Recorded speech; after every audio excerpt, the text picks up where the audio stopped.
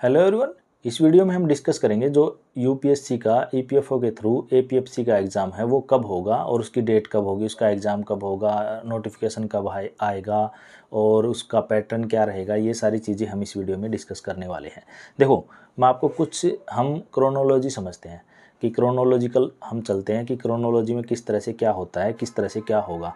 देखो, अभी सबसे पहले इस साल की हम बात करें, इस साल की अगर हम बात करें तो आपका मार्च में नोटिफिकेशन आया 7 मार्च को। किसका नोटिफिकेशन आया 7 मार्च को? पीए का एग्ज़ाम, पर्सनल असिस्टेंट का जो ईपीएफओ में एग्ज़ाम होगा उसका नोटिफिकेशन आया 7 मार्च को। फिर जो ऑनलाइन फॉर्म जो भरने ख़त्म हुए थे वो 27 मार्च को फॉर्म भरने ख़त्म हुए। उसके बाद जो एग्ज़ाम है 7 जुलाई को एग्ज़ाम होगा और 7 जुलाई का जो एग्ज़ाम है वो आपका ये मान के चलो जुलाई का एग्ज़ाम था और इसका अगस्त के शुरू में इसका रिज़ल्ट आ जाएगा। जुलाई के लास्ट में जुलाई के लास्ट में रिज़ल्ट आ जाएगा, अगस्त के शुरू में रिज़ल्ट आ जाएगा। अगस्त में ही आपकी टाइपिंग शुरू हो जाएंगी और जो टाइपिंग टेस्ट जो इसका टेस्ट होता है जो और शॉर्ट हैंड टाइपिंग जिसे हम बोलते हैं उसका टेस्ट होगा वो आपके उसी शुरू हो जाएंगे और आपका मान के चलो सितंबर तक आपको ये ज्वाइनिंग वगैरह दे देंगे। ठीक है जी। फिर इससे हम क्रोनोलॉजी में पॉइंट इससे एक पॉइंट पीछे चलते हैं। ये तो हमने बात की किसकी? पीए की, जो ईपीएफओ में पीए के एग्ज़ाम निकले हैं इस साल उसकी। फिर इससे पहले हमारे पास जो लास्ट ईयर जो नोटिफिकेशन आया था वो आया था फरवरी में। फिर उसका क्या हुआ था? मार्च में 17 मार्च को उसका क्लोजिंग था। इसका ये 7 मार्च को आया, वो 25 फरवरी को आया था, 17 मार्च को क्लोजिंग थी।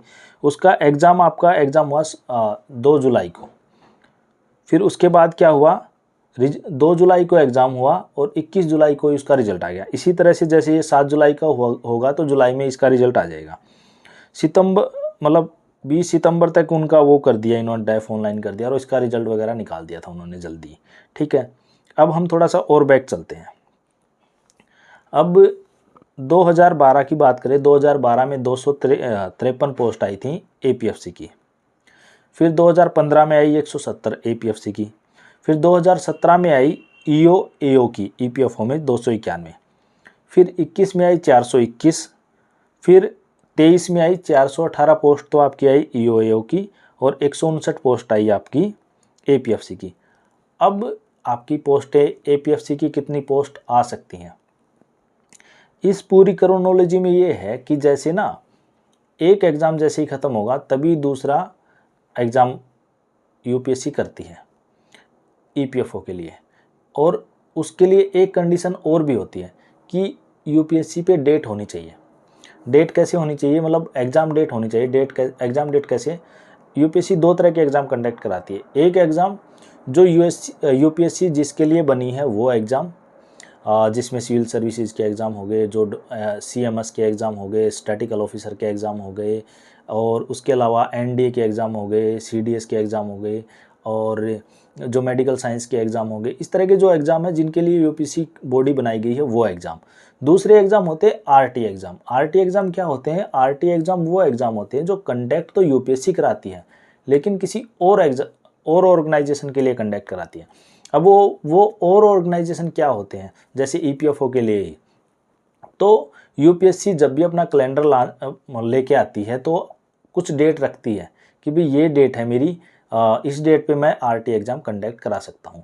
तो हम अगर बात करें, अब मेरे पास क्रोनोलॉजी में हम पीछे चलते हैं, 2024 का कैलेंडर रखते हैं कि भाई एपीएफसी का एग्ज़ाम कब हो सकता है। देखो, ये एग्ज़ाम मैं आपको बता रहा हूँ, जैसे ही पीए का एग्ज़ाम आपका सितंबर तक ख़त्म हो जाएगा तो सितंबर के बाद आपके पास 2 डेट हैं। एक तो डेट है 19 अक्टूबर की, यूपीएससी के पास आरटी एग्ज़ाम कंडक्ट कराने के लिए डेट है 19 अक्टूबर की। दूसरी डेट है उसके पास 21 दिसंबर की। तो आपका ये एग्ज़ाम सितंबर तक कंप्लीट हो जाएगा, पीए वाला एग्ज़ाम सितंबर तक कंप्लीट हो जाएगा। अक्टूबर में अगर फॉर्म निकलते हैं तो अक्टूबर में ही एग्ज़ाम कंडक्ट कराना बहुत ही मुश्किल है। तो 80% चांसेस ऐसे हैं कि ये एग्ज़ाम 21 दिसंबर 2023 को हो जाए। फिर हम चलते हैं 2025 के कैलेंडर पे। 2025 में भी शुरू में एक आपके पास से यूपीएससी का जो कैलेंडर आया है 2025 का, उसमें 11 जनवरी की डेट उनके पास खाली है जो इन्होंने आरटी एग्ज़ाम के लिए रखी है।